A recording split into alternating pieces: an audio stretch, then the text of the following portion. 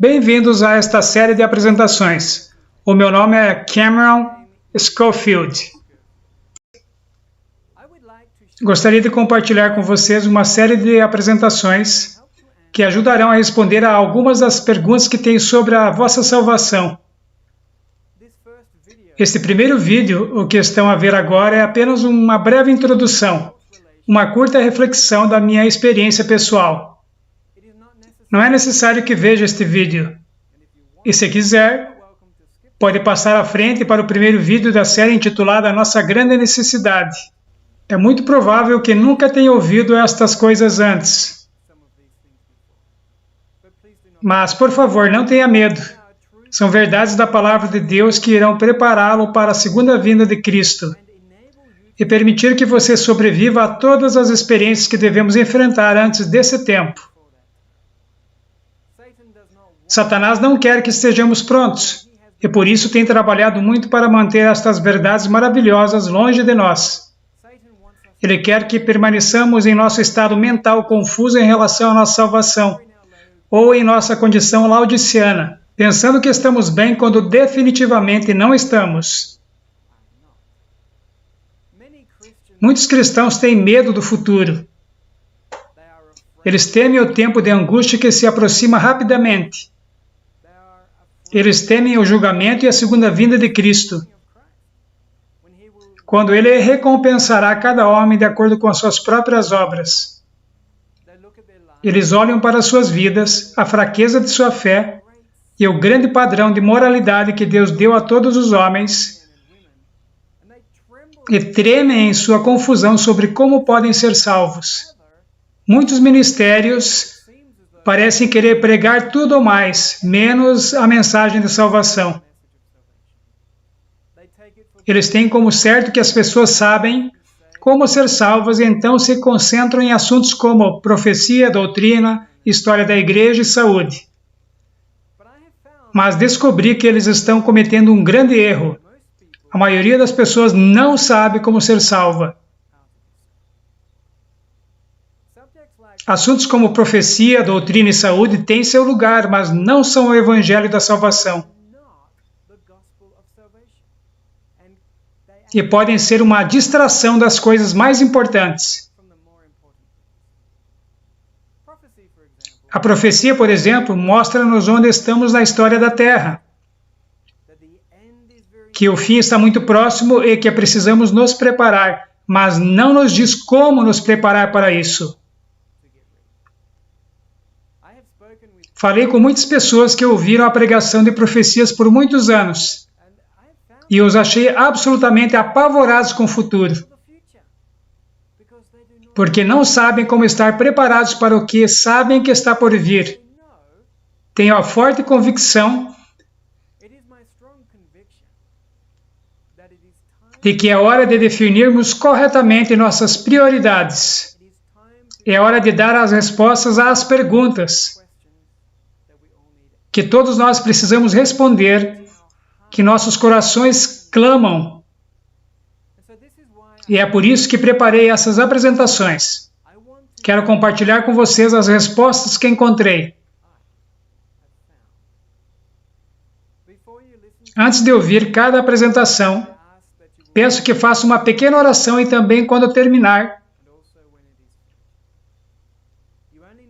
você só precisa orar algumas palavras, apenas pedir a Deus para ser seu professor e então agradecer-lhe por ouvi-lo e responder-lhe.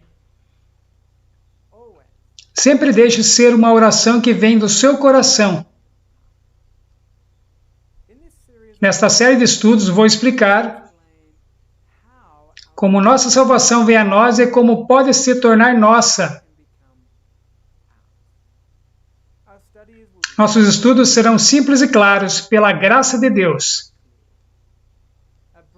Um breve esboço do que estudaremos é o seguinte. Primeiro, examinaremos a nossa grande necessidade devido aos efeitos do pecado. Então teremos uma introdução ao que é a solução de Deus.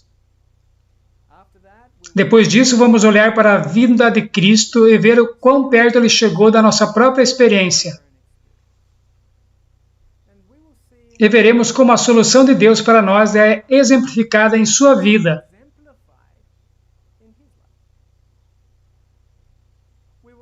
Aprenderemos o que é fé de maneira clara, simples e prática. E veremos a fé de Jesus, como ela funcionou e o que fez por ele.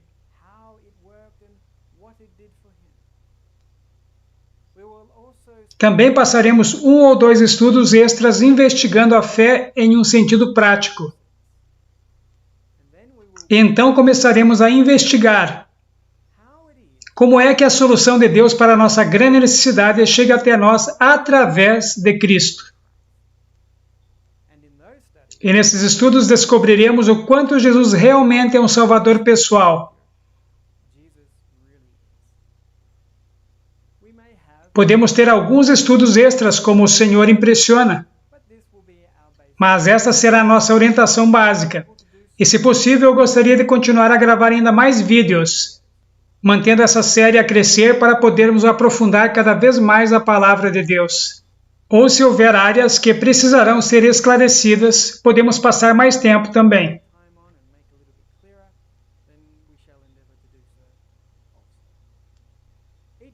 Cada vídeo será anexado à transcrição no nosso website, para poderem referenciar a vossa descrição.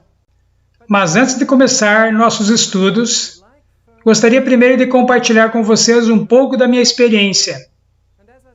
Como disse antes, se não a quiserem ouvir, estejam à vontade para saltar à frente para o próximo vídeo, a nossa grande necessidade.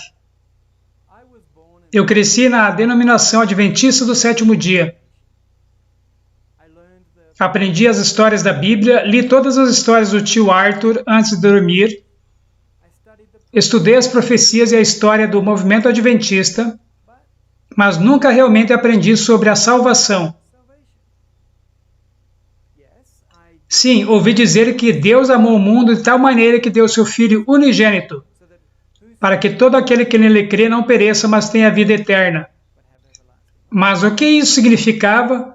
O que realmente significava para mim?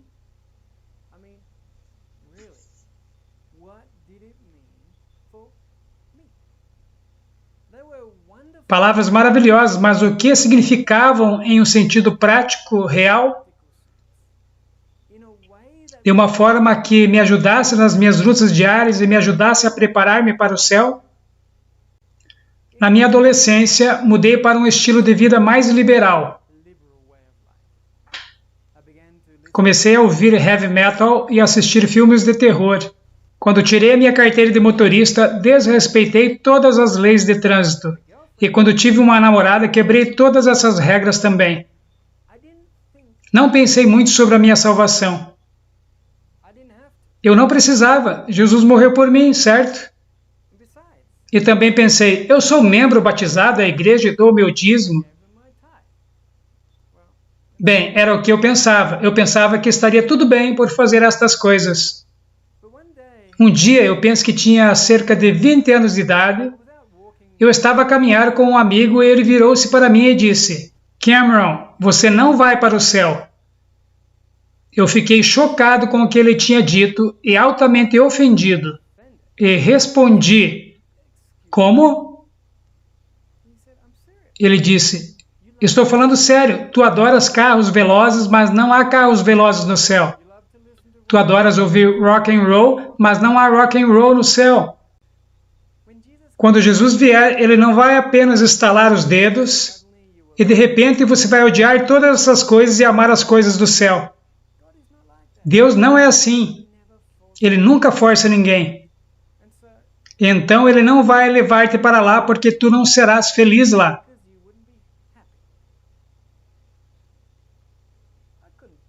Eu não conseguia acreditar no que estava a ouvir, vindo deste meu amigo, entre aspas. Eu pensei, como você se atreve a falar assim comigo? Você sabe quem eu sou? Você sabe a que igreja eu pertenço? E eu continuei a ouvi-lo a falar sobre isso. Vi que não poderia haver um final feliz para essa conversa.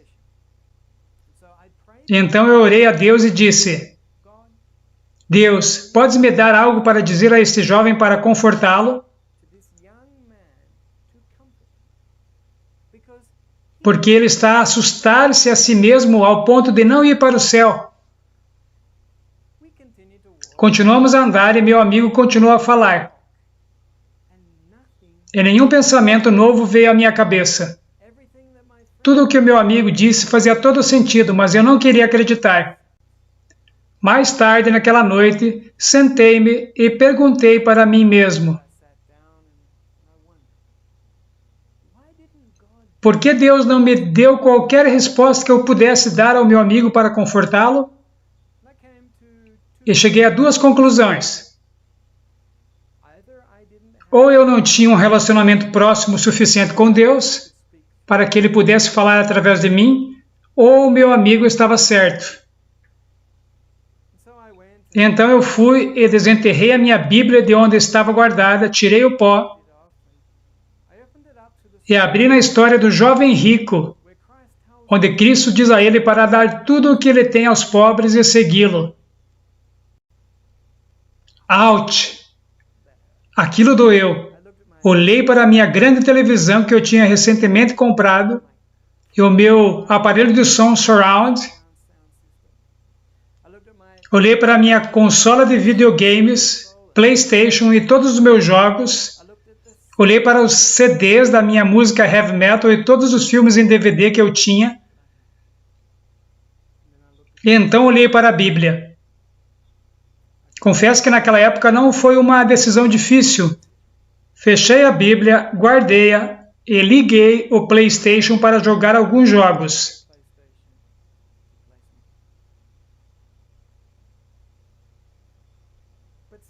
Mas algo mudou no meu coração naquele dia. E comecei a buscar a Deus de maneira séria. Algo que me foi ensinado quando criança foi: e sabei que o vosso pecado vos há de achar, Números 32, 23. Sim, esta citação está na Bíblia. Está lá em Números 32, 23. Eu estava chocado em descobrir que, na verdade, este verso estava na Bíblia. Isso voltou para me assombrar. Então, me vi indo na direção oposta ao meu modo de vida liberal. E tornei-me muito legalista na tentativa de tentar expiar todos os meus pecados. Comecei a examinar os ingredientes em cada pacote de comida que comprei. Eu joguei fora minhas roupas que eu pensei que não tinham a aprovação de Ellen White. Tornei-me muito rigoroso em tudo o que fazia, até nos mínimos detalhes.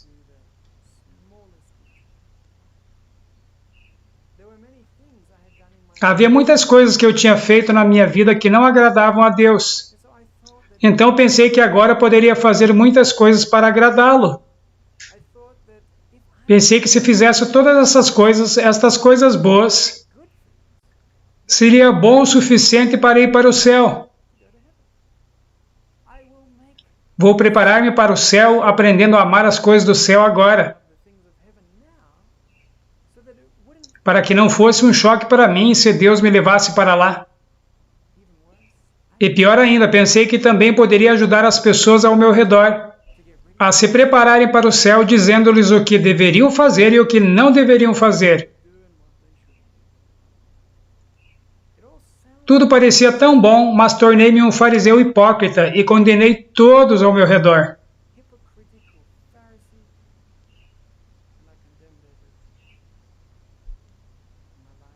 A minha vida não era feliz. Eu tinha boas intenções, mas meus passos estavam equivocados. Eu havia começado um caminho que leva ao mesmo lugar que o extremo oposto. O liberalismo e o legalismo são as consequências naturais de um evangelho confuso. Fé e obras. Fé ou obras? Como os dois podem trabalhar juntos? Alguns dizem, acredite, tudo o que você precisa fazer é acreditar. Outros dizem, não, você tem que fazer alguma coisa, não pode apenas crer. Frequentemente, aqueles que dizem que tens que fazer algo tornam-se fariseus hipócritas como eu era. E na minha experiência, descobri que muitas dessas pessoas são muito miseráveis porque estão sempre tentando arduamente para fazer as coisas certas e vivem sob uma sombra constante de autocondenação. Mas o extremo oposto, apenas acredite, soa muito presunçoso para mim. Quer dizer, Jesus está vindo, muito em breve. E Ele não é um mágico e apenas estalará os dedos e me mudará quando vier. Sim, vai mudar o meu corpo, mas não quem eu sou. Não o meu caráter, nem a minha pessoa. Eles não. Então a mudança teria que ser agora. E há um julgamento. E muito em breve Ele deixará de interceder por mim no santuário. Os livros foram abertos e Jesus está a limpar os meus pecados com o seu sangue. Mas se Ele parar de interceder por mim, e eu pecar quando Ele não está lá, quem pode limpar os registros desses pecados dos livros? Eu seria condenado. Deus tem uma lei, e por essa lei serei julgado. Existem alguns que não acreditam que podemos guardar a lei de Deus. Eu compreendo porque eles acreditam nisso. É porque tentamos por muitos anos e não funcionou. Então dizemos que é impossível. Mas isso não seria concordar com Satanás nesse grande conflito? Satanás diz que Deus não é justo e que não podemos guardar a sua lei. Satanás está certo ou está errado? Devo confessar que me perguntei sobre essas coisas durante a maior parte da minha vida. Eu estava muito confuso sobre a minha salvação. Quando criança, tentei fazer o que era certo, mas estava longe de ser perfeito. Por isso, passei grande parte da minha vida com medo de ser punido por Deus por meus pecados. Como adulto, passei muitos anos tentando salvar-me, reformando a minha própria vida. A minha experiência não foi muito diferente da do reformador do século XVI, Martinho Lutero. E eu sei que muitos de vocês sentem que podem se relacionar com ele também. Sofremos muito mais do que precisamos. Por que sofremos com essa confusão há tantos anos? Por que não encontramos as respostas às nossas perguntas? As perguntas que precisamos responder. Como a fé e as obras se harmonizam? Preciso fazer mudanças em minha vida ou não? Ou eu só tenho que acreditar? Não foi isso que o apóstolo Paulo disse ao carcereiro? Quando ele lhe perguntou, o que devo fazer para ser salvo? Paulo disse, acredite no Senhor Jesus Cristo e será salvo. Mas o que significa acreditar?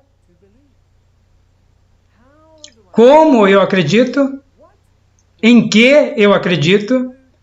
E quem realmente é Jesus Cristo e quem é Deus? Ele é realmente amor, como a Bíblia diz? Ou ele está apenas à espera para lançar os seus raios em mim quando eu pecar? E por falar em pecado, eu preciso viver uma vida completamente sem pecado? É possível? Como eu faço isso? Eu odeio os meus pecados, eu odeio suas consequências. Eu odeio que eles tenham feito Jesus sofrer na cruz. Precisamos de respostas, não é verdade? Nesta série de vídeos, quero ajudá-lo a encontrar as respostas para essas perguntas. Não posso te ensinar tudo porque não sei tudo. Mas posso dar-lhe as respostas que o Senhor me deu. Não há nada de especial sobre mim. Sou um ser humano como você, que precisa desesperadamente de salvação. Alguém que precisa saber como ser salvo. Uma das razões pelas quais ensino estas coisas é porque eu mesmo preciso ouvi-las continuamente. Pela graça de Deus, irei fornecer a você um conjunto de verdades fundamentais que você pode usar como chaves, que lhe permitirão destrancar todas as portas da mansão da verdade. Em nossos estudos, ocasionalmente, leremos citações de dois homens com os nomes de Alonzo T. Jones e Elliot J. Wagner. Se não sabe quem eles são, por favor, assista ao meu vídeo chamado The 1888 Message and Ellen White. Ou se você quiser saber mais sobre a história da mensagem de 1888, recomendo fortemente esses dois livros de Ron Duffield. O Retorno da Chuva Serôdia e Ferido na Casa de Seus Amigos. Se Deus nunca tivesse me levado a estudar o assunto da justificação pela fé, como Jones e Wagner ensinaram, eu não teria nada a compartilhar com você, porque nunca teria encontrado minhas respostas. E, por favor, estude os seus escritos por si mesmo. Não acredite apenas na minha palavra. É por isso que estamos confusos, porque não estudamos a palavra por nós mesmos. Sua escola sabatina trimestral ou um sermão uma vez por semana não é bom o suficiente. Você deve estudar a palavra de Deus por si mesmo. E estes dois homens, Jones e Wagner, vão te ensinar como estudá-la. Mas os livros deles e estes vídeos não são substitutos para a palavra de Deus. Você tem que ler e estudar a Bíblia por si mesmo. Depois de muitos anos a pensar que estava a viver a minha vida bastante bem, começou a despedaçar-se. Caí das alturas delirantes da justiça própria para os abismos mais profundos da autodescoberta. Por um período de anos passei por uma escuridão horrível, sem luz no fim do túnel. Mas Deus nunca me deixou, e sou muito grato a Ele. Foi nesses tempos difíceis que Ele me ensinou as verdades que agora vou compartilhar com vocês. Na realidade, a minha experiência não foi muito diferente da sua, seja ela qual for.